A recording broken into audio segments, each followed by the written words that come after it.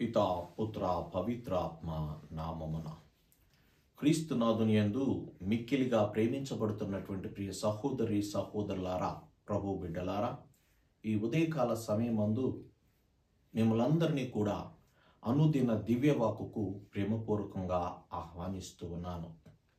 నేటి పవిత్ర సువిశేషాన్ని మనం ధ్యానం చేసుకున్నట్లయితే, క్రీస్తు ప్రభు యెరూషలేము ప్రాంతంలోనికి ప్రవేశించేటువంటి ముందు ఆయన ఎంతో బాధపడుతూ ఉన్నాడు. ఎందుకయ్యా అంటే, ఇదే చిట్ట చివరి సమయముగా నేను యెరూషలేము ప్రాంతంలోనికి కాలు పెట్టబోచున్నాను అని ఆయన అనుకుంటూ రాబోయేటువంటి రోజుల్లో జరగబోయేటువంటి సంఘటన గుర్తిరిగి ఎంతో కుమిలిపోయి బాధపడుతూ ఉన్నాడు. ప్రియ సహోదరి సహోదరులారా, ఎందుకు క్రీస్తు భగవానుడు యెరూషలేము ప్రాంతంలోనికి ప్రవేశించే ముందు బాధపడుతున్నాడు అంటే, మొట్టమొదటిగా ఆయన తలంచింది ఏమిటి అయ్యా అంటే, ఇదే చిట్ట చివరి ప్రవేశము యెరూషలేము ప్రాంతానికని. రెండవదిగా, నేను వీరిని ఎంతో ప్రేమించున్నాను, కానీ వీరు నా ప్రేమను అంగీకరించలేదు, నన్ను వారు గుర్తెరగలేదన్నటువంటి ఉద్దేశముతో బాధపడుతూ ఉన్నారు. మూడవది, రానున్నటువంటి సంఘటన గురించి, రానున్నటువంటి విపత్తు గురించి కూడా ఆలోచించి ఆయన బాధపడుతూ ఉన్నాడు. ప్రియ సహోదరి సహోదరులారా, ఎంతో మిక్కుటంగా ప్రేమించబడినటువంటి యెరూషలేము ప్రాంతంలో ఉన్నటువంటి జనులు వారి యొక్క పాపములోనే వారు జీవిస్తూ క్రీస్తు ప్రభు యొక్క ప్రేమను, క్రీస్తు ప్రభు చేసినటువంటి అద్భుతాలను, క్రీస్తు ప్రభు జీవించినటువంటి జీవిత విధానాన్ని వారు గుర్తెరక వారి యొక్క స్వార్థపూరితమైనటువంటి జీవితంలో వారు జీవిస్తూ ఉన్నారు.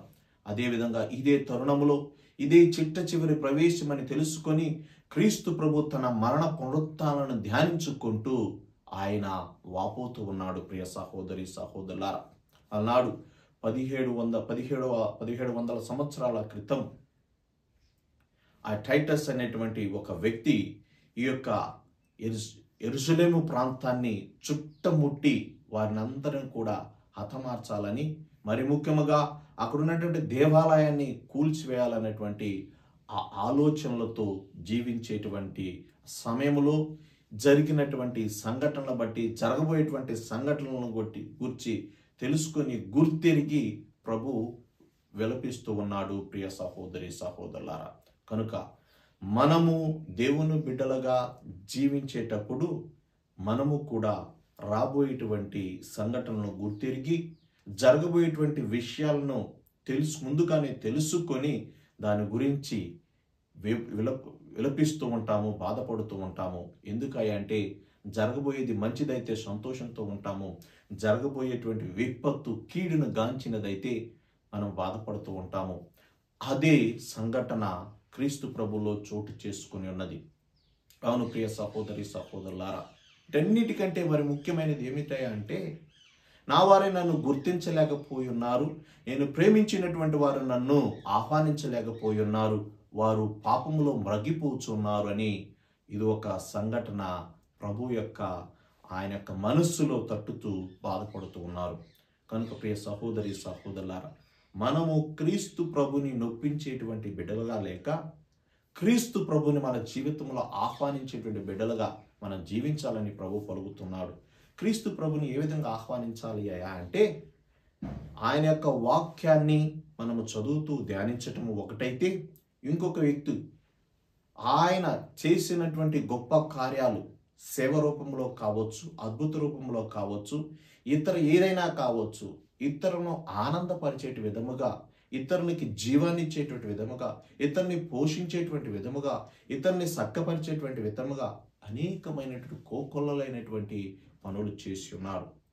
కనుక మనము కూడా అటువంటి శక్తి కలిగి, మనము కూడా అటువంటి బాటలో ఇతరులను ప్రేమించి, ఇతరులకు సేవ నుంచి, ఇతరులను నొప్పించకుండా, ఇతరులను బాధించకుండా, ఇతరులు నావారనేటువంటి సోదర భావంతో మనం జీవించి, నా జీవితంలో నేను ఏమి కోరుకుంటున్నానో నా ఎదుటివాడి కూడా అదే రీతిలో మరి తన సంతోషం గురించి కోరుకుంటాడనేటువంటి ఆ తత్వాన్ని మనం గ్రహించి, నా సంతోషమే ఎదుటివాడి సంతోషము కూడా అని తెలుసుకొని ఎదుటివాని గురించి మనము మంచిగా మాట్లాడుతూ, ఎదుటివాడిని సహాయం చేస్తూ, ఎదుటివాడిని కీడు నచ్చకుండా వాడి మేలు కొరకు మనం ప్రయత్నించినట్లయితే మనం దేవుని యొక్క ఆశీర్వాదాలు పొందుతాం.